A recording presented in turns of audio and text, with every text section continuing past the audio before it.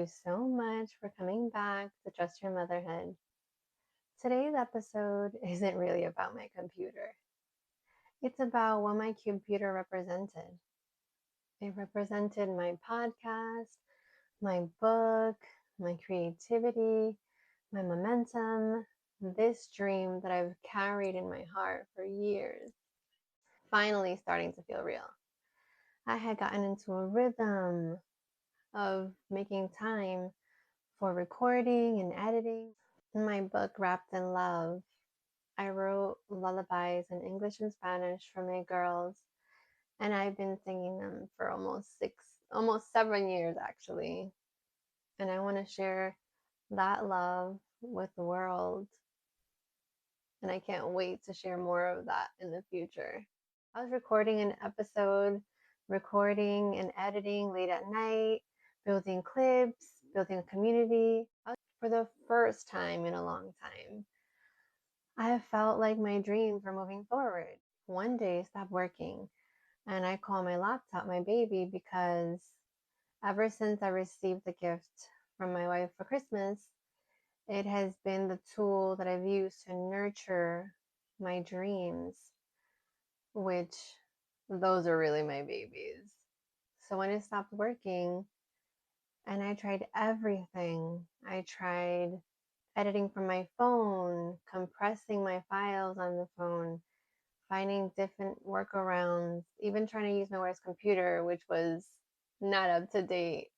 I spent hours forcing things to work because I wasn't ready to give up or stop.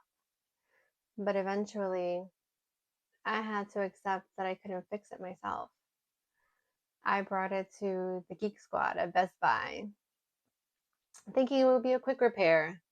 And instead, I was told it needed to be sent out. And I'd have to wait.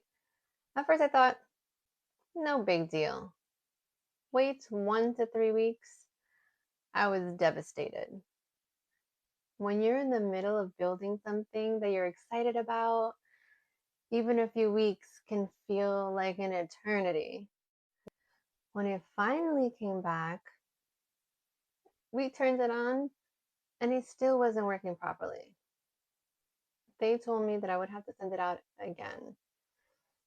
I had to just get up and walk away and get my thoughts and emotions together because I was devastated again, thinking I was going to get back into the rhythm. I was going to go edit that day.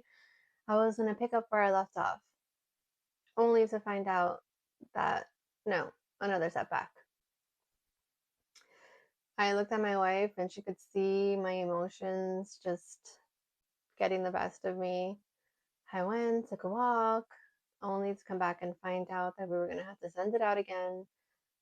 If that didn't work, they were going to give me a refund to get another computer. To me, it was like, but this has all my work in it, all of my dreams, all of the things that I've started to build. Thinking about it now just brings it all back. My wife, being the amazing wife that she is, like, just take a seat. I'm gonna go do some research. She came back. She was like, babe, don't worry about it. Look, I found one that's comparable to this one and it's good for your content creating. I'm so grateful and thankful that I have such a supportive, amazing wife. That was a little reassuring, but it was like still not easy knowing that I would have to wait. And if I'm being honest, I took it harder than expected. My eyes got teary. I got emotional and I just had to take a breath. Not because of the computer itself, but because I felt like I was losing momentum. I felt like I was falling behind. I felt so guilty. I worried about the listeners that have been showing up through this journey every week. I worried about my consistency. I worried that maybe I was letting people down. And something interesting happened. Life kept moving. The podcast slowed down, and it meant so much to me that I needed to make a short clip for you guys so that you can know that it wasn't that I was falling behind because this dream was any less important to me. The podcast slowed down, but motherhood didn't. We took the girls to their first WNBA game. That was an amazing experience. First, the girls were like, no, it's gonna be so boring. So I made sure that they packed their bag. They packed crayons and Legos and a notebook, just in case they did get bored. They had something to entertain them. They picked up the energy of the crowd and they started saying, defense, defense, and celebrating and clapping every basket. My oldest daughter always carries a notebook with her, and she started drawing the mascot from memory. It was so beautiful to see. They picked up the energy when the kids were performing and dancing. It was just awesome. But let me tell you, they were mesmerized from the moment that we walked into the Barclays Arena. They got to see so much kids performing, a bunch of women from different backgrounds coming together and unified. They saw the little kids performing. They were like, oh my God, mommy, are those little kids? And I was like, yeah, baby, whatever you dream and you work hard at, you can do. And another moment was when they saw the players at the end. Of course, one team only wins and one loses. There was still respect and unity when they were shaking hands at the end of the game. We went on our weekly library trips, on adventures of scavenger hunts, activities, favorite in going and finding books that they're interested in reading. They're really into graphic novels. And they each pick a character to read and we read together, acting it out. I encourage that so much. It makes reading less stressful, more fun, and it expands their imagination and their questions while we're reading. We had days where we rode scooters and new trails. On one of our scooter rides, adventures, we just took our time, and this trail has so many wildflowers. We would pick the wildflowers, then take a picture. Technology is amazing. You take a picture and it'll tell you what type of flower it is. And we'd learn about the flower and if it had any medicinal properties. My girls really enjoy being surrounded by the beauty of nature. And while I was so focused on what wasn't happening, life was still giving me beautiful moments with my family. I slowly began to realize that even though my podcast had paused, my life hadn't, motherhood hadn't. The laughter, the conversations, the cuddles, those are my favorite. I tell my girls every night.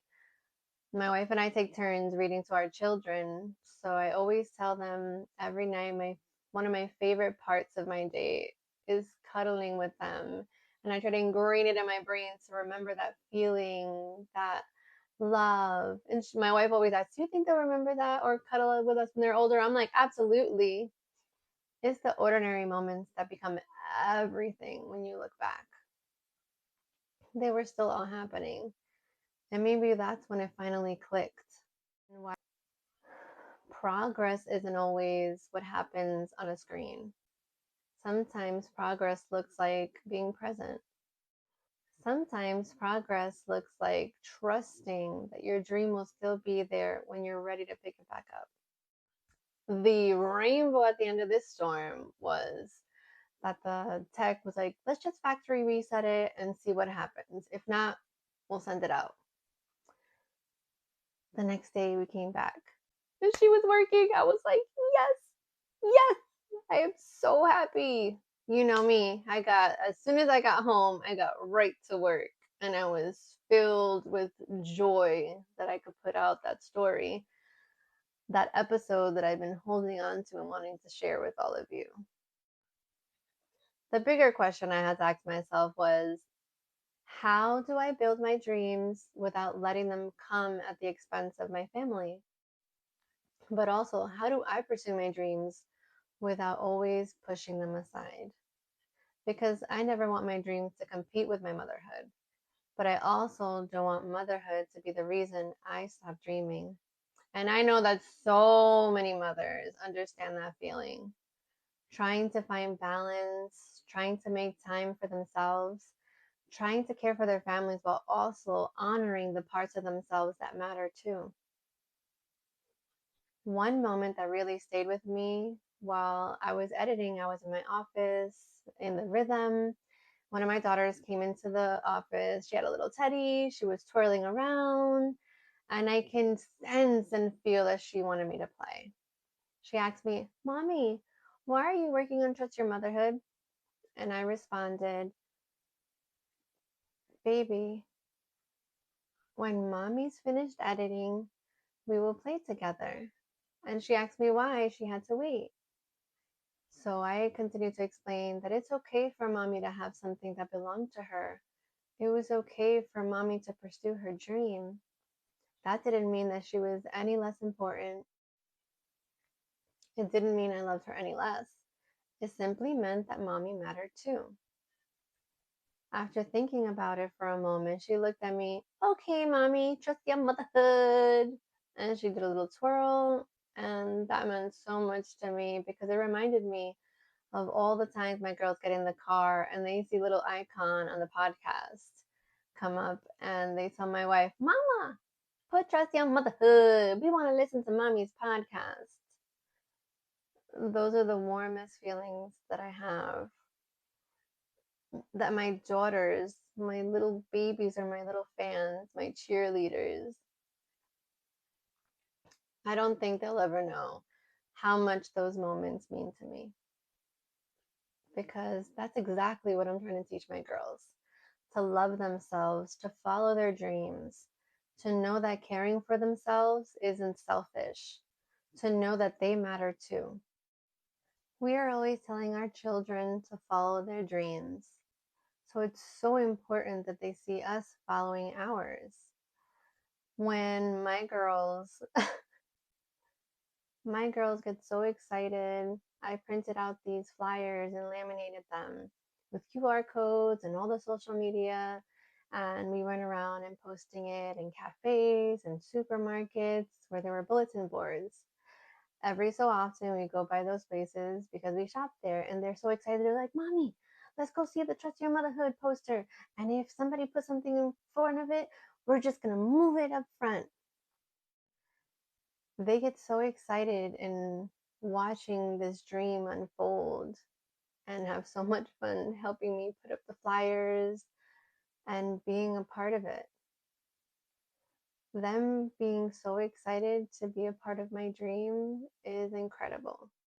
When I printed out and laminated the first copy of the book that I wrote for them, they were so excited to read it. And they were like, Is this one mine? Can I keep it? It just warmed my heart that they're seeing these dreams that I've held on to for so long come into reality. The last few weeks reminded me that motherhood and dreams are not opposite paths. Sometimes they're being built side by side. The timeline may change, the progress may look different than we imagined, but that doesn't mean that the dream's gone.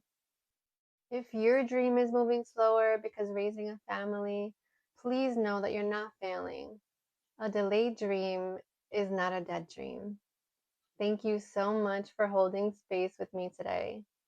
Sending you so much love. And until next time, trust your motherhood.